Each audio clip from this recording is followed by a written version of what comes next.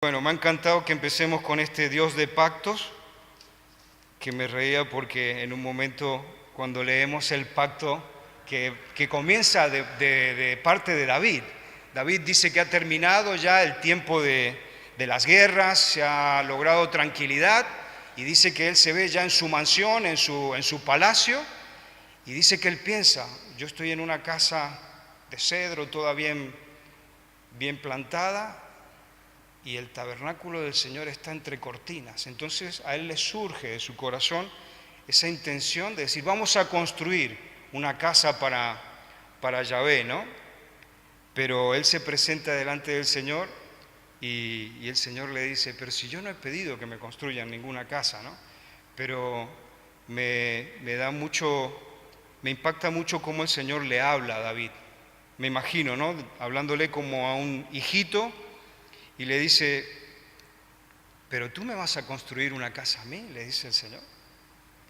Y entonces después va a Natán y el Señor le dice, así le vas a decir a mi siervo, tú no me vas a construir una casa, prepara todo, pero será después que se va a construir esta casa. Y cuando hablan de casa, es interesante que la palabra que utilizan para casa se refiere también a familia, no solamente a un templo como el que nosotros nos podemos imaginar. Por lo tanto, cuando hemos leído estos dos textos, ¿no?, que dicen, yo levantaré a uno de tu simiente, a uno que viene de tus entrañas, se refiere al Mesías, a Cristo, que viene del linaje de David, ¿no? Entonces, como vamos viendo, es un personaje realmente extraordinario. Y en Primera de Samuel vamos a ir viendo los textos, tengan a mano los textos estos que he compartido, porque es bueno que lo vayamos leyendo. Y en Primera de Samuel comienzo yo comentando que 16, 14 y 18, por ejemplo, nos habla de que, como ya se había hablado en los otros estudios, el Espíritu del Señor se aparta de Saúl, y entonces nos dice el verso 14, ¿no? 16, 14 nos dice, el Espíritu del Señor se apartó de Saúl, y le atormentaba un espíritu malo de parte del Señor a Saúl. Entonces vemos que automáticamente cuando el espíritu de Yahvé se aparta de Saúl, un espíritu malo viene y comienza a atormentarlo, ¿no? Y él comienza una depresión, un cuadro realmente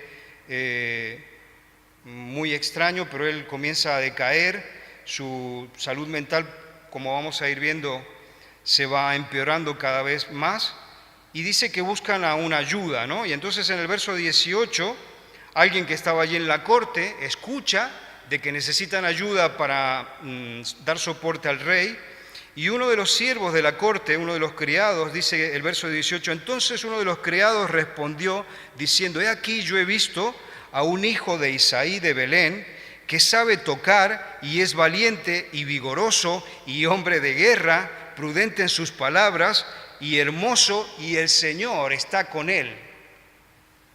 Yo creo que un resumen tan magistral sobre lo que es el perfil de David no podríamos encontrar. Cómo da testimonio, ¿no?, uno que lo conoce a David y dice todo esto que bueno, lo deja bastante claro, ¿no? Entonces, inmediatamente seguir comentando, ¿no?, algunos otros detalles sobre el perfil de David, que bueno, se lo menciona en el Antiguo Testamento como 800 veces, en el Nuevo Testamento también se lo menciona más de 50 veces.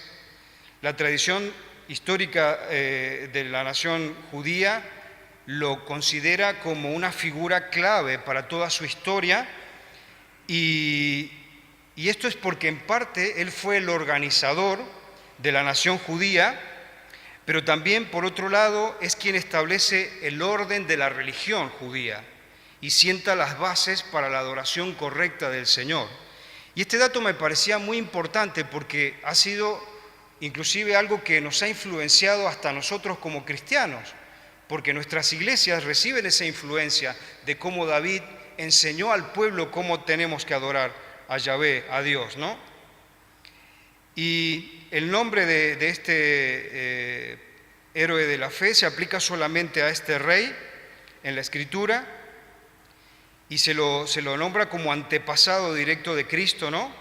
y creo que también como vamos a ir viendo, él con su persona lo vamos a ver que es prototipo y figura del Mesías.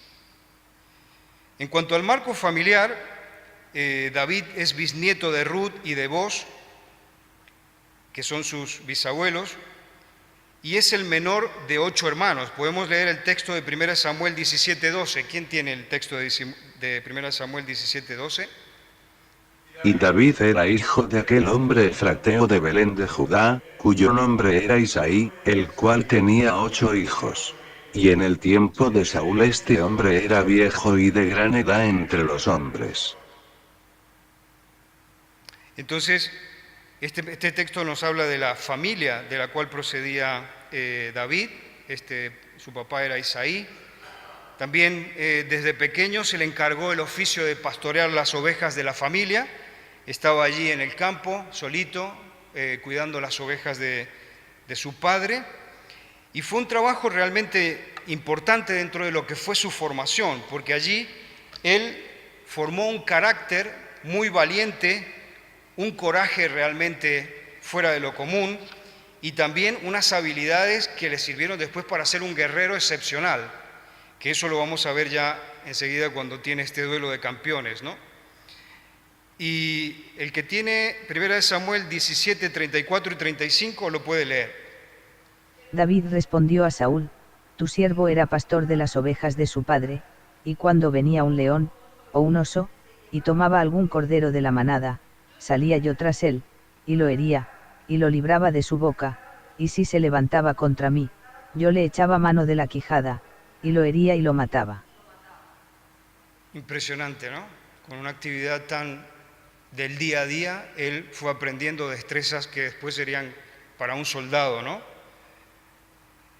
Y también interesante que meditemos que en ese tiempo de soledad que él pasaba en el campo, fue un momento para que la amistad con el Señor se profundizara mucho. Entonces yo creo que allí fue un tiempo donde su fe fue forjada, una fe sincera, una fe que bueno, es realmente de un espesor tremendo. No hemos visto creyentes del calibre de David, ¿no? Y bueno, esta amistad sincera y profunda con el Eterno fue lo que después lo hizo destacar, como estamos viendo, ¿no? Como José también, el hijo de Jacob, sufría la envidia de sus hermanos, porque, claro, yo creo que al ser un chico brillante, una persona talentosa, que el Señor le había dado estas habilidades, ¿no? Y un carácter que lo hacía distinguir, la gente se ponía celosa y envidiosa, como le pasaba a José, y él sufría, ¿no? Y alguien que tenga 1 Samuel 17, 28 puede leer el texto. Y el pueblo le respondió las mismas palabras, diciendo: así se hará al hombre que le venciere. 28 Y oyéndole hablar Eliab su hermano mayor con aquellos hombres, se encendió en ira contra David y dijo: ¿para qué has descendido acá? ¿Y a quién has dejado aquellas pocas ovejas en el desierto? Yo conozco tu soberbia y la malicia de tu corazón, que para ver la batalla has venido. El pobre David había ido con muy buena voluntad porque él estaba siguiendo instrucciones de su padre, que le había dicho que llevara esta comida a los hermanos, y el hermano, en vez de valorar y apreciar el gesto que había hecho, se la toma mal con David. Entonces ahí vemos, ¿no?, esa malicia que hay de parte de los hermanos contra David.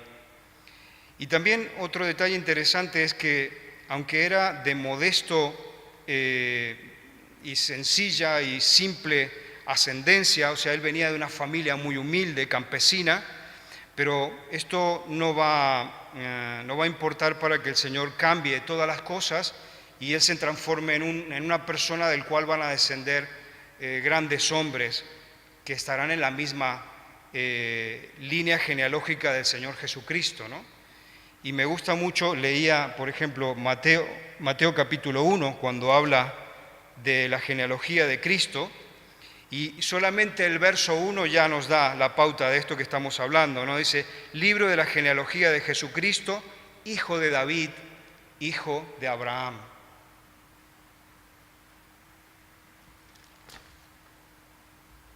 El Señor, como estamos viendo, desde pequeño lo ha elegido allí en el pacto este davídico. En un momento el Señor le dice, yo te cogí detrás del redil de las ovejas, le dice, como diciendo, te he cogido desde la nada, ¿no? Y entonces el Señor, cuando rechaza definitivamente a Saúl, como decíamos en la introducción, revela a Samuel que ya tiene un sucesor. Y entonces ordena a Samuel que vaya a ungirlo al seno de su familia. Y como veíamos también recién, el Señor, el Espíritu de Dios se separó de Saúl. Él va entrando en una depresión cada vez peor, pero también es interesante ver que hay providencia de parte del Señor en cuanto a David como a una herramienta suya, ¿no? Porque vemos que en cierto modo David es también un instrumento para socorrer a Saúl. Aunque Saúl lo rechaza, vemos que David es invitado a la corte para ser de soporte, de ayuda. Dice que lo invitaban para que tocara el arpa y que se aliviara las penas de Saúl, ¿no? Alguien que tenga 1 Samuel 16, 17 a 21.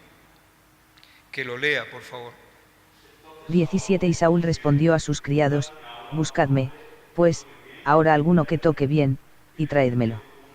18 Entonces uno de los criados respondió diciendo, he aquí yo he visto a un hijo de Isaí de Belén, que sabe tocar, y es valiente y vigoroso y hombre de guerra, prudente en sus palabras, y hermoso, y Jehová está con él. 19 Y Saúl envió mensajeros a Isaí, diciendo, envíame a David tu hijo, el que está con las ovejas. 20 Y tomó Isaí un asno cargado de pan, una vasija de vino y un cabrito, y lo envió a Saúl por medio de David su hijo. 21 Y viniendo David a Saúl, estuvo delante de él, y él le amó mucho, y le hizo su paje de armas.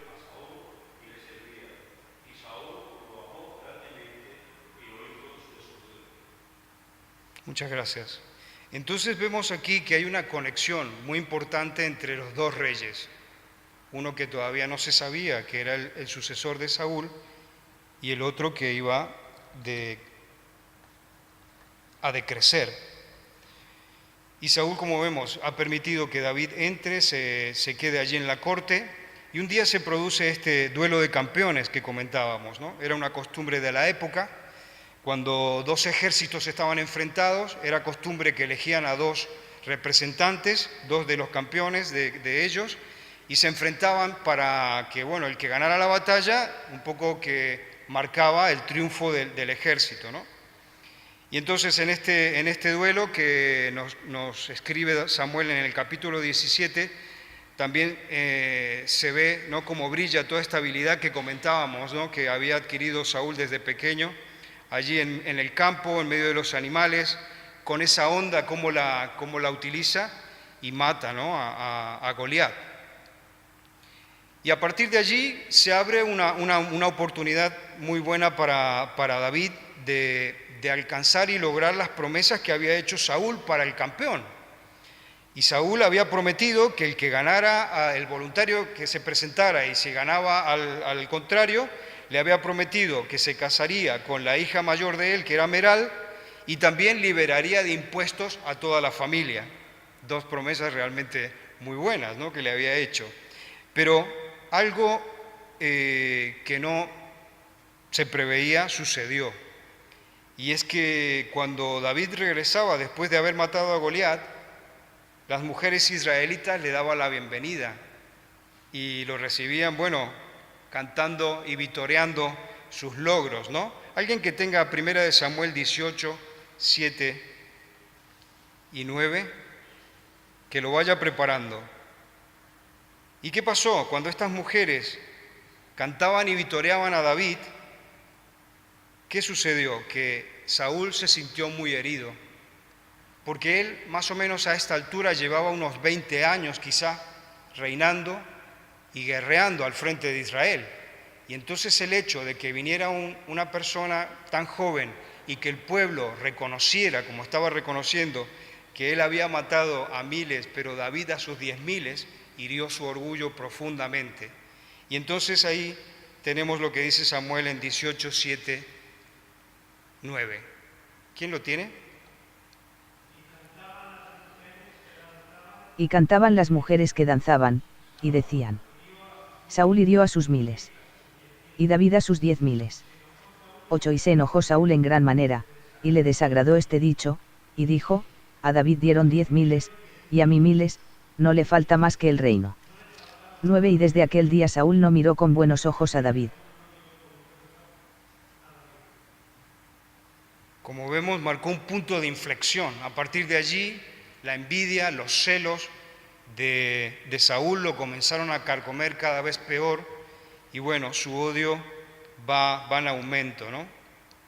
El trato, ahora comienza nuestro punto de esa hostilidad, ¿no?, de Saúl contra David, y todo ese trato ameno que veíamos al principio, que daba Saúl, cada vez es menos amistoso, hasta que en cierto momento David ya se encuentra con las lanzas que le está tirando Saúl para matarlo, porque ya no aguantaba más y le daban estos ataques de ira y directamente le lanzaba con lo que tenía, ¿no? Y las lanzas era lo mejor que tenía a mano para matarlo a veces, y lo hacía.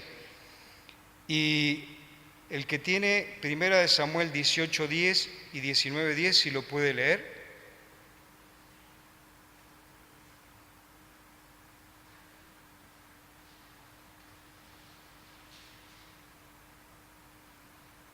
Aconteció al otro día, que un espíritu malo de parte de Dios tomó a Saúl, y él desvariaba en medio de la casa. David tocaba con su mano como los otros días, y tenía Saúl la lanza en la mano.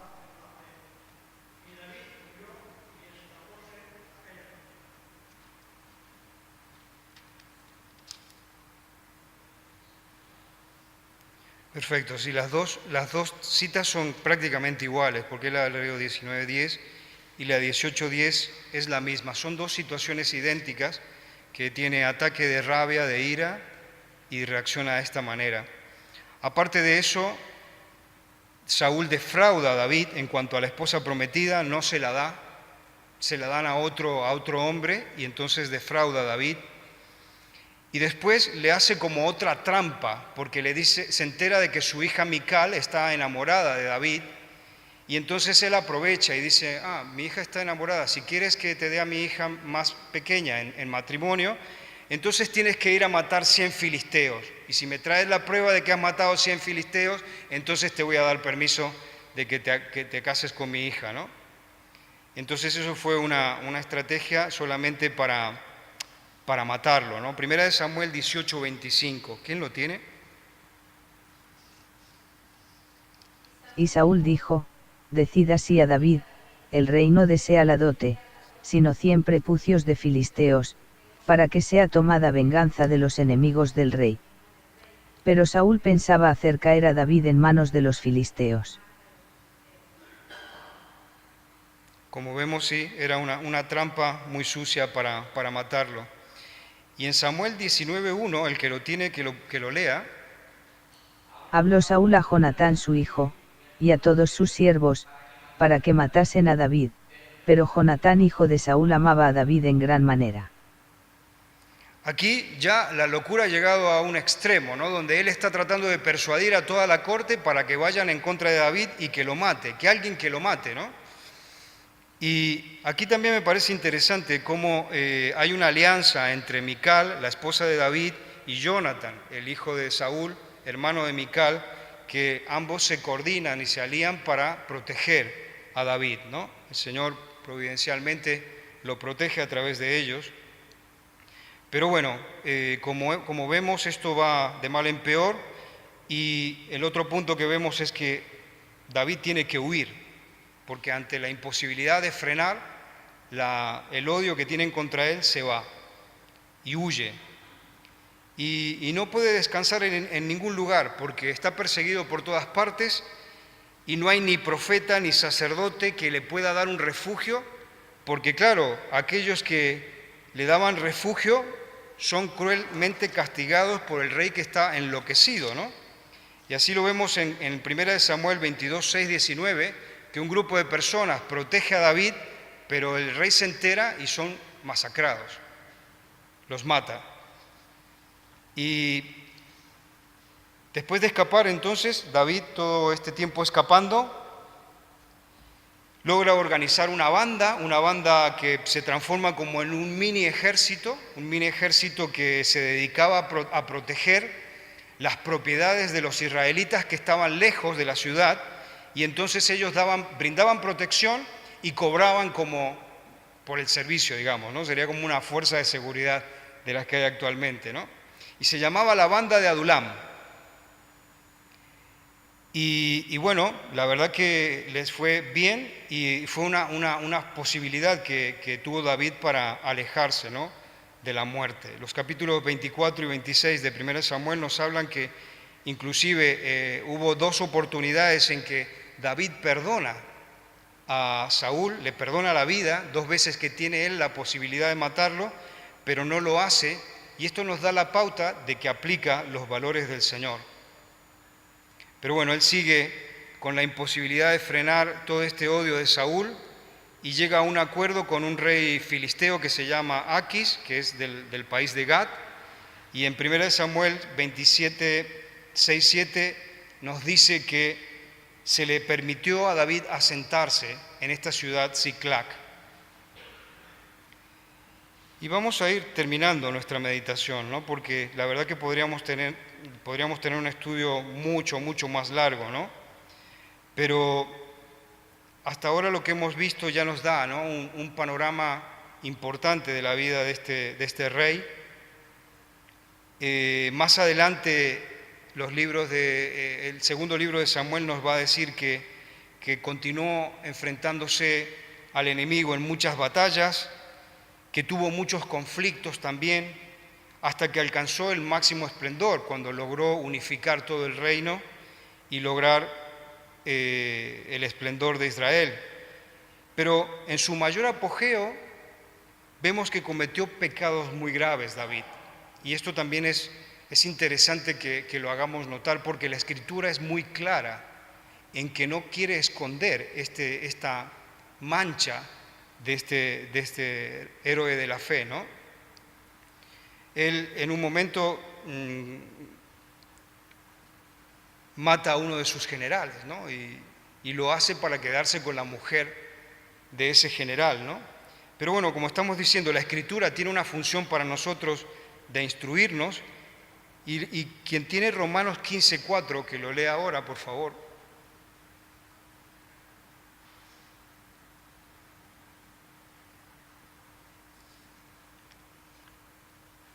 ¿Alguien tiene Romanos 15:4? Porque las cosas que se escribieron antes, para nuestra enseñanza se escribieron, a fin de que por la paciencia y la consolación de las Escrituras, tengamos esperanza. Entonces la Escritura aquí nos dice que esto que ha pasado con David, a pesar de ser una persona brillante, como todo lo que estamos diciendo de él, pero también fue un pecador, tremendo pecador. Y la Escritura deja reflejo de esto para que nosotros seamos enseñados. Y creo que, como estamos hablando, ¿no?, lo que quiere hacernos ver el Señor a través de esta instrucción es que por más que tenemos a este rey David maravillosamente dedicado a la gloria de Dios, es un pecador. Es más, creo que nosotros, muchas cosas de las que él hizo nos pueden parecer hasta repugnantes, ¿no? Pero también tenemos otro texto del Nuevo Testamento que creo que es bueno leerlo ahora, que es Hechos 13:36, que habla de David. ¿Quién tiene Hechos 13:36? Porque a la verdad David, habiendo servido a su propia generación según la voluntad de Dios, durmió, y fue reunido con sus padres, y vio corrupción. Entonces aquí nos dice el libro de Hechos que él, a pesar de ser lo que fue, un pecador también tremendo, sirvió, dice, en su propia generación a la voluntad de Dios, ¿no? Y destacó como una luz brillante, una luz que realmente marcaba diferencia, y todo para la gloria de Dios, ¿no? David reinó un total de 40 años, su reinado se dividió en dos partes, 7 años fueron en Hebrón y 33 años reinó con base en Jerusalén. Y creo que tenemos que estar muy agradecidos porque el Señor nos ha dejado una historia tan buena, ¿no? Para motivarnos, para instruirnos, porque vemos una vida grandiosa, ¿no? Y como decíamos también un poco en la introducción, hay dos rasgos de la personalidad de David que me impresionan mucho, que son dos rasgos que lo asemejan a Cristo. Y el primero de ellos es ver a un David tan mezclado en modo natural con el pueblo.